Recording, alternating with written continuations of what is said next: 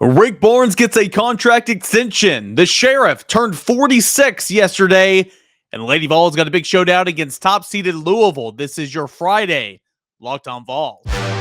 You are Locked On Vols, your daily podcast on the Tennessee Volunteers.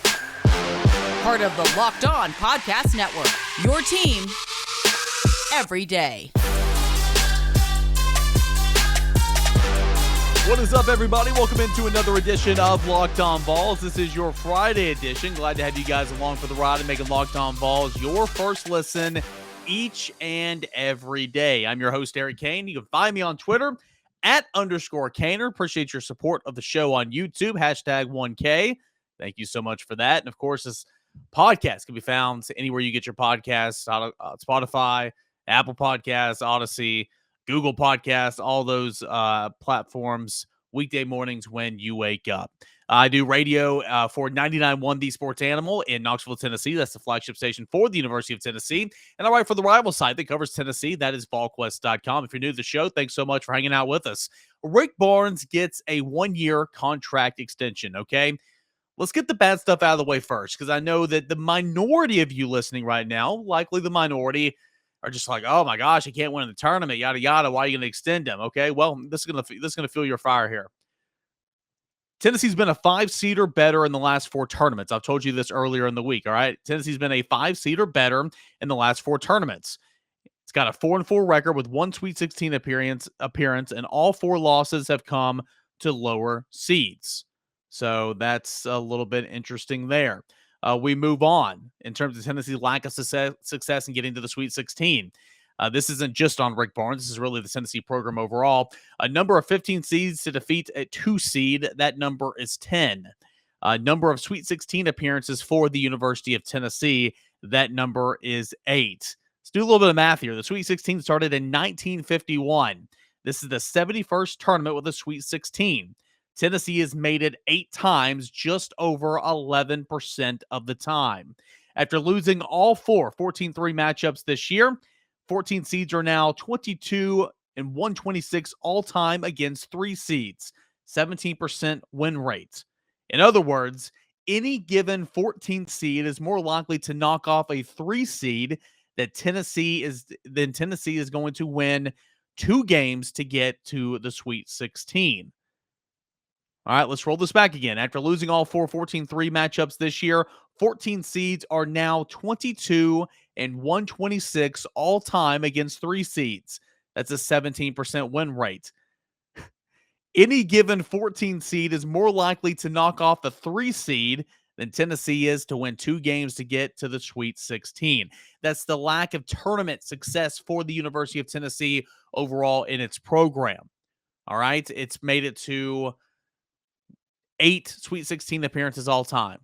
It has made it to 1 Elite 8 appearance all time. It's never made it to a Final Four. It's never won an NCAA national championship via the tournament, okay? So that's not just a Rick Barnes thing. But obviously, you know, Rick Barnes in Tennessee, they bowed out early in the NCAA tournament a couple of times, and it's very frustrating, especially in a year like this, especially back in 2018, 2019 with Grant Williams, Admiral Schofield, Jordan Bowden, Lamonte Turner, Kyle Alexander. I mean, all those guys. That was frustrating. Last year was frustrating, losing to Oregon State in the first round.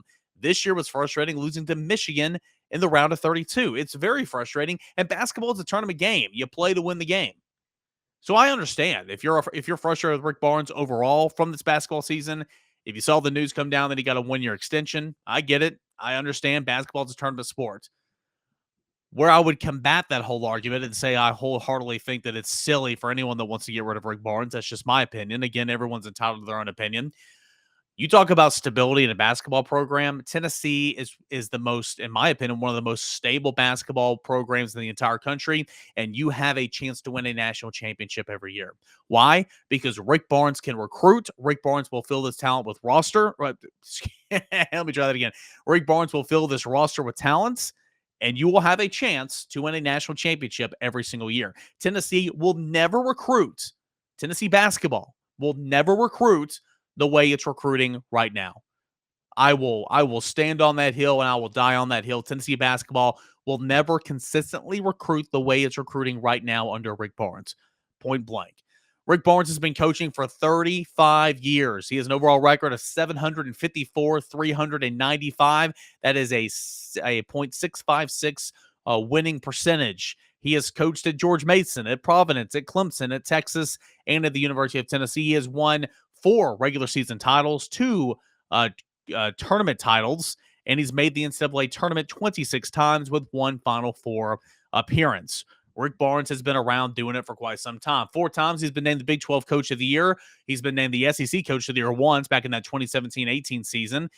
He was the USA Basketball Writers Association Coach of the Year in 2018 and 19. Also the Naismith Coach of the Year. That was a really, really good year for Rick Barnes and the Volunteers. So news came out on Thursday that Tennessee was going to extend the contract of Rick Barnes by 1 year. He'll be in Knoxville through the year 2027. This is coming off, obviously, a 27-win campaign highlighted by an SEC tournament championship. You have this from Danny White, Tennessee's athletic director. Rick has built an incredible culture with our men's basketball program that has spread throughout Vol Nation. I've had a blast watching the best fan base in the country embrace this team and create the most electric environment in college basketball. Coach Barnes' leadership is steady. His players exude high character. They take pride in representing our university and the state of Tennessee with class and obviously a competitive drive. Having played the game and coached the game, basketball has been a special place. Basketball has a special place in my heart. This is to that end, I can't overstate how fortunate we are to have Rick Barnes leading our program. I'm unbelievably excited about our bright future as we chase future championships on the hardwood. Tennessee has 6 seasons of 26 or more wins, and Barnes has been the Vols head coach for 3 of those 6 campaigns, the 2017-18 campaign, 18-19 campaign, and this year 21-22 campaign. This is from Rick Barnes. After meeting with our players this week, I'm energized and eager to get back in the gym preparing for next season. Our family is blessed to be part of the University of Tennessee family. We appreciate the alignment of our administration. There are so many wonderful things happening on campus and throughout the community, and we're excited to support and participate in. It's a great time to be a volunteer. A couple more notes. Tennessee spent the entire season ranked inside the AP Top 25 this past year, ascending as high as number 5 in the final AP poll of the year. That's happened twice for Rick Barnes, spending the entire season inside the AP Top 25. Tennessee tied a single-season school record this year, defeating 4 opponents inside the top 10. The Vols are now the only program in SEC to finish with single-digit losses in 4 of the last 5 seasons. Each of Barnes' last 2 recruiting classes have been a consensus top 5 nationally. The Vols have been selected, or 5 Vols have been selected in the NBA draft since 2019. 754 career victories, 150 of those in 7 seasons at Tennessee. Barnes ranks 7th nationally among active head coaches in Division I wins. Under his direction, the Vols have spent 73 weeks inside the AP Top 25, had defeated multiple #blue blood programs, including Kentucky 10 times under Rick Barnes, Kansas, Gonzaga, Purdue, North Carolina, and Arizona. Okay, so basically what this is, long story short, and we'll wrap it up. Danny White is saying, hey, middle finger to all yuns that don't want Rick Barnes here. You're frustrated? I'm going to give him a contract extension. And good on Danny White, because that is exactly what needs to happen. I understand the frustration. We talk about it on this show. No excuse. Let the jokes write themselves. Regular season Rick, second round Rick. I hear you. That's valid. That is 100% valid. But I mean, as Paul would say, who you gonna get? You know, who you gonna go out there and get that will be consistently have this program with the culture the way it is, recruiting at this magnitude, and in a position to not only win an SEC championship every year, but an NCAA national championship. That's the goal. Will it ever happen? We'll see. If history's any indication, it hasn't with Rick Barnes. And I know it's easy to say, well, if it hasn't already, what's going to change with the future? Why do you want to extend him another year and keep him another year through his contract through the 2026-2027 season? I don't get it. Well, you're giving yourself the opportunity to do just that. And Rick Barnes is a Hall of Fame coach. So wanted to bring that out, lead off the show here. Obviously, that was the big news from Thursday. Rick Barnes has been extended. Danny White extends Rick Barnes' contract by 1 season, and he will be through the end of the 2026-2027 season here on Rocky Top. All right. We will have plenty of other stuff to chat. The Sheriff turned 46 on Thursday, and we'll discuss some of his best moments, both in an orange and white uniform, a blue and white uniform, and blue, orange, white, whatever the Denver Broncos are. We'll discuss that here coming up next on Locked On Vols. This time of the year, it's that time where you're really struggling to keep those New Year's resolutions. You got swimsuit season coming up just around the corner, but spring and summer, it's lake, it's river, it's ocean and pool time. Something that will help you reach your goals, lose or maintain weight. Those are the Built Bars, covered in 100% chocolate, taste like a tasty little candy bar, right? Taste like a tasty candy bar. That makes sense. But it's not a candy bar. It's got 130 calories, 17 grams of protein. Infused with 17 grams of protein, only 4 net carbs, only 4 grams of net sugar. All right. So it is healthy for you, protein. And it's not a candy bar that typically sits around 230 calories at a time. Mint brownie, coconut almond. The new flavor for this month is white chocolate cookies and cream. They're all delicious, all brand new, and all at Built.com. Go to Built.com, type in the promo code LOCK15, and you're going to get 15% off your next order. That is promo code LOCK15 for 15% off. That is at Built.com. Thank you, as always, for making Locked On Vols your first listen each and every day, every weekday morning when you wake up. Locked On Vols is there for you. I'm your host, Eric Kane. You can find this on Twitter at _Kane or at Locked On Vols on YouTube and wherever you get your podcast. All right, so I'm always a day late, okay? So I get to my radio station and we put on all these features and I'm preparing for the show and it's like, oh, today's National Day whatever. Today's the blankety-blank birthday of this blankety-blank celebrity or this athlete. We're doing it again here. So yesterday, Thursday, was the big number 4-6 for the Sheriff, Peyton Manning. Of course, Tennessee's favorite son, right? Some of the best moments in Peyton Manning's career at the University of Tennessee. Well, let's think back. This is not subjectively. This is not, a top 5 or whatever. These are just some of the moments that I came across when doing some research. Keep in mind, I was, 2 to 3 to 4 years old when Peyton Manning played at the University of Tennessee, so I don't remember any of this. But obviously, I know what he means to the university, and I've done my homework. Top moments, Peyton Manning's career. How about that 95 Tennessee-Arkansas game? Tennessee won 49-31. Manning threw for almost 400 yards, 4 touchdowns. It was kind of the first signature win of his career against the number 18 ranked Arkansas Razorbacks. Lost to Florida. Underachieving season from Georgia. This was kind of his signature performance, the first one of his career, really. And his first win against a ranked team. And, clearly he was the reason why Tennessee won as well. So, when looking back at kind of, when did it really start for Peyton Manning? Maybe it was that 95 Tennessee-Arkansas game. And maybe that got the ball rolling. What about the 97 Citrus Bowl? Tennessee defeats Northwestern 48-28. Peyton Manning was 27-39, 408 yards passing, 4 rushing. The speedster, he's got wheels. He had a rushing touchdown as well. Arguably the greatest individual performance in bowl game history. Peyton Manning and Tennessee completed a 9-2 season that was, believe it or not, disappointing, right? Can you keep in mind how disappointing, how times have changed in the Tennessee program? A year that they expected to compete for a national championship, had 2 losses. Of course, Tennessee lost to Florida. That's the one bugaboo about Peyton Manning at Tennessee. Couldn't take down Florida and then suffered a sickening loss. You remember that game to Memphis. But Tennessee got the Citrus Bowl, and Peyton Manning performed very, very well that year in the 97 Citrus Bowl. Again, 408 passing yards, 4 touchdowns, and 1 rushing. What about that 97 season against Kentucky? Tennessee won 59-31. Manning, 523 yards passing and 5 touchdowns. His best statistical performance ever in a Tennessee uniform. The Vols were already locked to battle the Florida Gators in the SEC East, but Florida had 2 losses. All they had to do was win out to get to Atlanta. Tennessee came back and just pummeled Kentucky again, 59-31. Tennessee, Alabama in 1995. Manning was 20-29, 301 yards, 3 touchdowns, 1 rushing touchdown as well. Epic performance against Arkansas earlier that year, which we mentioned earlier, but this one put Peyton Manning on the map for sure. He was a sophomore. It was a big rivalry game. and Tennessee had not beaten Alabama in 10 years. So obviously, Tennessee and Peyton Manning did a great that day, 41-14. And then the 97 championship, Manning just goes for casual, 373 yards and 4 touchdowns, taking down Auburn 30-29.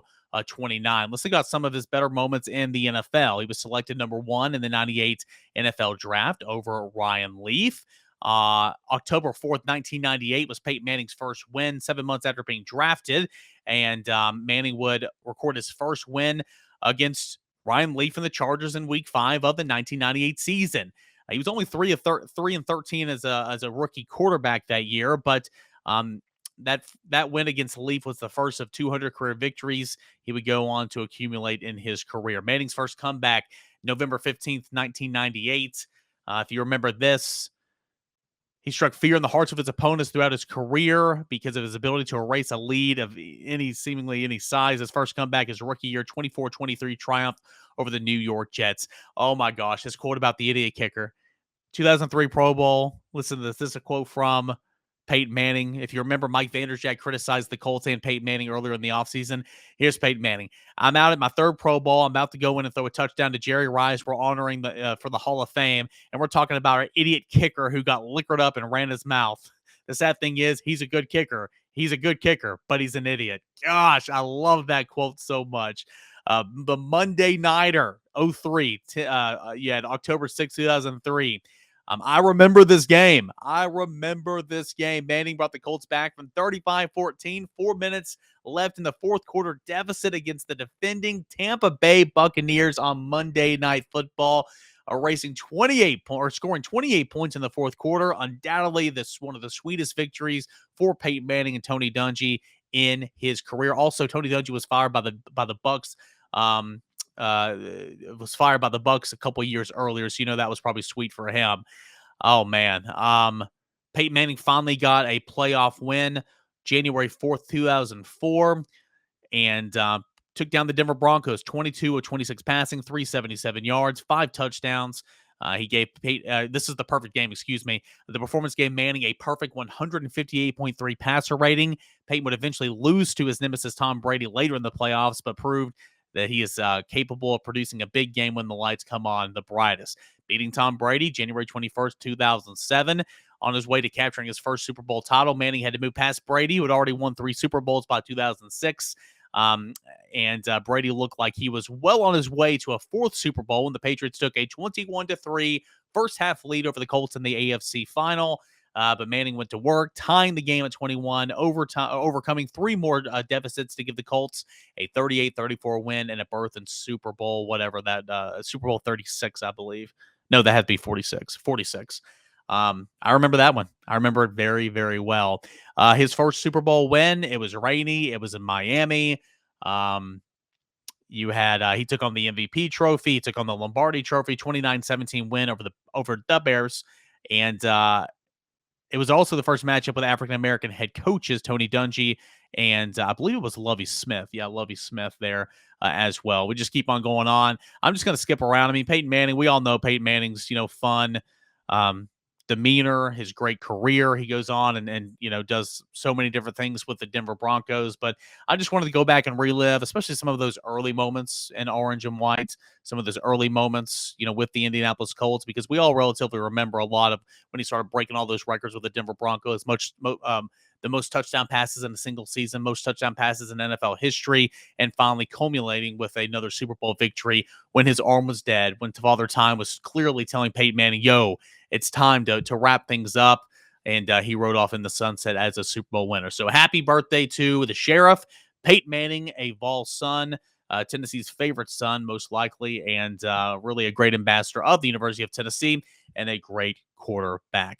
All right, we'll come back, give you a little Lady Vols preview heading into the weekend against top-seeded Louisville in the Sweet 16. Let me tell you guys about a product that I'm starting to use every single day, all right? Don't have time. You want a better gut feeling, more energy. You want to optimize your immune system, not immune. Hate taking pills, hate taking vitamins, all that type of stuff. Why don't I encourage you to take Athletic Greens, okay? Athletic Greens, what is this stuff? With one delicious scoop of Athletic Greens, you're absorbing 75 high-quality vitamins, minerals, whole food source superfoods, probiotics, and just some really, really great stuff that's going to help you start your day off on the right foot. This special blend of ingredients supports your gut health, your nervous system, your immune system, your energy, recovery, focus, and aging, all those things. So what you need to know about it. Why do you personally consume it? When do you take it? Well, it's kind of like a routine, right? Every single morning you get up and you take it and you get on with your day. The health facts are just all over the place. You can look them up online, but here's just a couple of them. It's a lifestyle friendly, whether you eat keto, paleo, vegan, dairy free, gluten free, contains less than 1 gram of sugar, anything while still tasting good. The price is really, really good as well. It costs you less than $3 a day. You're investing in your health. It's cheaper than a cold brew at the bar. Okay. So there's tons and tons and tons and tons of reasons why you can check it out. To make it easy, Athletic Greens is going to give you a free 1-year supply of immune supporting vitamin D and 5 free travel packs with your first purchase. Free 1-year supply of immune supporting vitamin D and 5 free travel packs with your first purchase. All you have to do is visit athleticgreens.com/college. Again, that's athleticgreens.com/college to take control of your health and pick up the ultimate daily nutritional insurance. That is athleticgreens.com. And we're in the middle of the Sweet 16 run and the in-play tournaments. BetOnline.net has got all the action you need there. Props, spreads, over-unders, totals, whatever you want.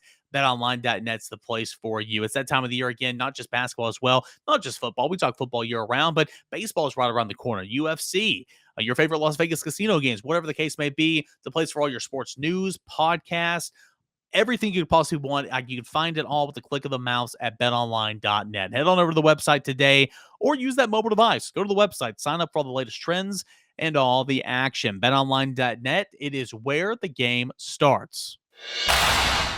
We got one more segment left here on this Friday edition of Locked On Vols. Welcome back into it. I'm Eric Kane. Thanks for hanging out with me here today and making Locked On Vols your first listen each and every day. We're going to be a little bit brief here to wrap up the work week, but I do want to make mention Tennessee, Lady Vols against all odds, right? The injuries of Mar Suarez, Keon Green, Jordan Horston has found themselves into the Sweet 16. The Wichita region, the 4-seeded Lady Vols will take on the top-seeded Louisville Cardinals, and that is happening this Saturday, 4 o'clock. You can find that game on ESPN2. This marks the 5th meeting in the series. It dates all the way back to 2009, so not that far, with Tennessee and Louisville deadlocked at 2-2 overall. UT and Louisville are meeting for the 3rd time in the postseason as well. The Cards hold a 2-0 advantage over the Volunteers in those games. Louisville's current assistant Samantha Williams on staff defeated Tennessee for the first time in 3 meetings, 88-78 in the 2013 NCAA Elite 8 in Oklahoma City, and advanced on to the Final Four. Williams was still on board in 2017 when Louisville knocked off UT out of the NCAA tournament in the second round in Louisville, 75-64. The only previous 3 times teams played in Louisville was when the Lady Vols faced off against the Cardinals for the first regular season game played in the KFC Yum Center in Louisville. 4th-ranked UT won that season opening bout by a score of 63-50 back on November the 12th, 2010. Tennessee is 1-0 this season against ACC foes, getting a solid win in Blacksburg against Virginia Tech. That was 64-58 on December the 5th. All-time, Lady Vols are 112-29 versus schools currently in the Atlantic Coast Conference. During postseason play, Tennessee possesses a 17-6 mark against the ACC. Kelly Harper is 1-1 all-time against Louisville, defeating the Cardinals in North Carolina 77-72, while head coach at Western Carolina on November the 17th, 2007, falling to the Cards 91-49. Ouch. Back in 2013 in Louisville during her tenure at Missouri State. So you look at Louisville, okay, led by a trio of Haley Van Leith, 14 points per game, Kiana Smith, 11 points per game, Emily Englister, 11.7 points per game, also 9.1 rebounds per game. You got Smith, Van Lith, and Englister are notable 3-point threats as well. Smith's made 59, Lith has made 43, and Englister, I think I'm pronouncing that right, Inksler, maybe that's it, has made 29. The Cardinals have a scoring margin of plus 17.4. Average games for Louisville, 72.39 to 53.58. That's the the margin outcome for their average outcome in games played this season. They outshoot foes 45.8% to 36.3% on field goals and 72.1% to 70% at the charity stripe. The squad has recorded 306 steals, forced 587 turnovers, and averaged 9.9 and 19.3 against opponents this season. Louisville is a really, really good team, a good defensive team, a pretty good three-point shooting team as well, but Tennessee just continues to find ways to win. Alexis Dye continues to be a double-double machine. She had 20 points and 11 rebounds against Belmont. Tamara Key broke the school record for 276 total blocks to move past Candace Parker. That's an incredible milestone. Sarah Puckett, of course, we talked about it on yesterday's show, had the go-ahead three-pointer to give Tennessee a lead with 1 point with about 16 seconds remaining. And Tennessee, only 9 turnovers against Belmont, the fewest in any game this season. And the first time Tennessee had posted a single-digit turnover since December the 18th, 2018, when the Lady Vols turned it over 8 times against Stanford. So Tennessee's played pretty well so far through 2 games. Again, the Wichita region, but it was at home inside TBA. During the postseason, Tennessee has a trio of players leading the charge in the scoring standpoint. Dye is leading the way with 20 points, 11 rebounds, shooting 57% from the field. That's impressive.